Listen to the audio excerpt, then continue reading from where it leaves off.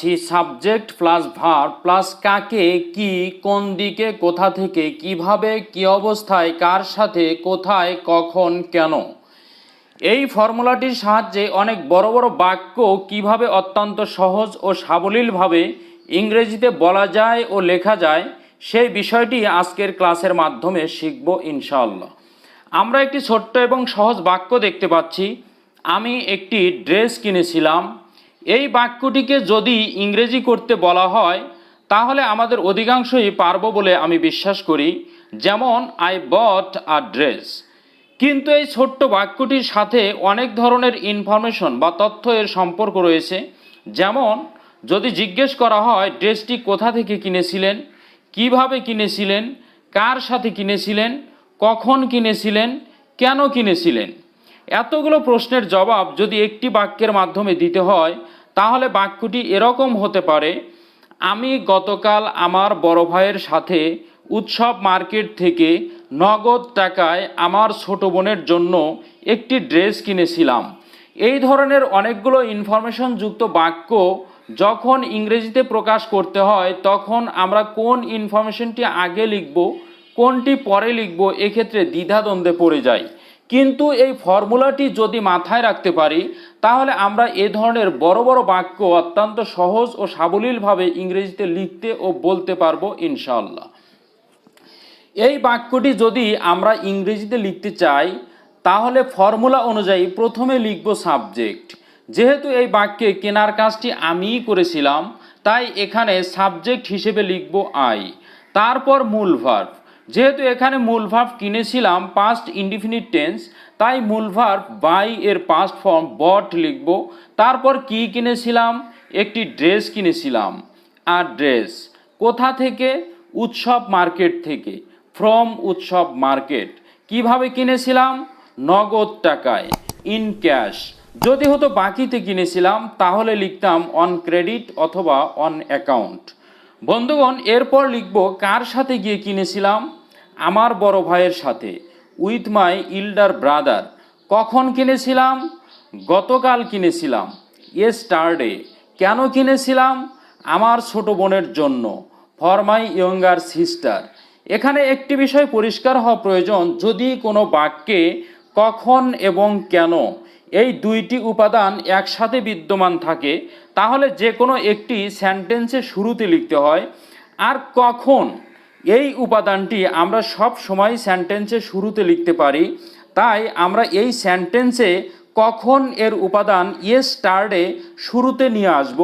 তাহলে সেন্টেন্সটি দাঁড়ায়, yesterday I bought a dress from Utsav market in cash with my elder brother for my younger sister.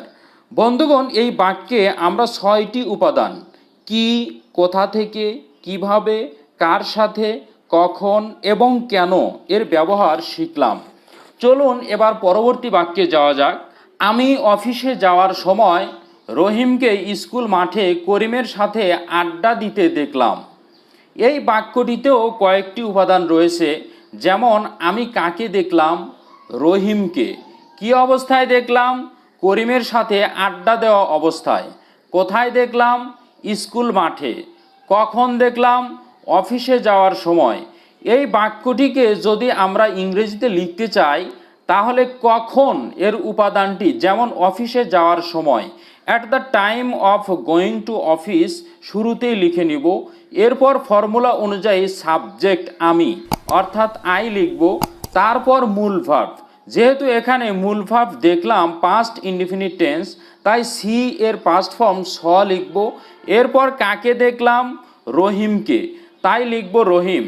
কি অবস্থায় দেখলাম, করিমের সাথে আড্ডা দেওয়া অবস্থায়, তাই লিখব গসিপিং উইথ করিম। এখানে গসিপ অর্থ আড্ডা দেওয়া, যেহেতু আড্ডা দেওয়ার কাজটি চলমান ছিল তাই গসিপ এর সাথে আইএনজি দিব। তারপর কোথায় দেখলাম, স্কুল মাঠে, ইন দ্য স্কুল ফিল্ড। বন্ধুগণ তাহলে সেন্টেন্সটি দাঁড়ায়, at the time of going to office I saw Rahim gossiping with Karim in the school field. বন্ধুগণ চলুন আরও একটি বাক্য অনুশীলন করা যাক।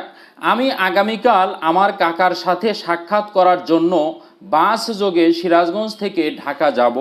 এই বাক্যটিকে যদি আমরা ইংরেজি করতে চাই তাহলে আগামীকাল অর্থাৎ টুমোরো সেন্টেন্সের শুরুতে লিখব, তারপর ফর্মুলা অনুযায়ী সাবজেক্ট অর্থাৎ আই লিখব, তারপর মূল ভার্ব। যেহেতু এখানে মূল ভার্ব যাব ফিউচার ইনডিফিনিট টেন্স, তাই গো এর ফিউচার ফর্ম উইল গো হবে। আমরা জানি যে কোনো ভার্বের প্রেজেন্ট ফর্মের পূর্বে শ্যাল অথবা উইল আসলে সেই ভার্বটি ফিউচার ফর্ম হয়ে যায়, তাই গো এর ফিউচার ফর্ম উইল গো। তারপর কোন দিকে যাব? ঢাকার দিকে, তাই লিখব টু ঢাকা। কোথা থেকে যাব? সিরাজগঞ্জ থেকে, ফ্রম সিরাজগঞ্জ। কিভাবে যাব? বাস যোগে, বাই বাস। কেন যাব? আমার কাকার সাথে দেখা করার জন্য, টু মিট মাই আঙ্কল।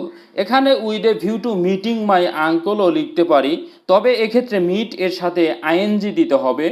আবার in order to meet my আঙ্কলও লিখতে পারি।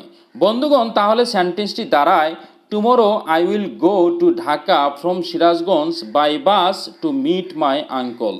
বন্ধুগণ, এই সেন্টেন্সগুলোকে যদি আরও সমৃদ্ধ করে লিখতে চাই তাহলে আমাদেরকে মডিফায়ার এর ব্যবহার জানতে হবে, আর মডিফায়ার এর ব্যবহার নিয়ে আমি অন্য একটি ক্লাসে আলোচনা করব। বন্ধুগণ, আজ এ পর্যন্তই। পরিশেষে আপনাদের সুস্বাস্থ্য ও সুন্দর ভবিষ্যৎ কামনা করে এখানেই শেষ করছি। আল্লাহ হাফেজ। আসসালামু আলাইকুম ওয়া রাহমাতুল্লাহি ওয়া বারাকাতুহু।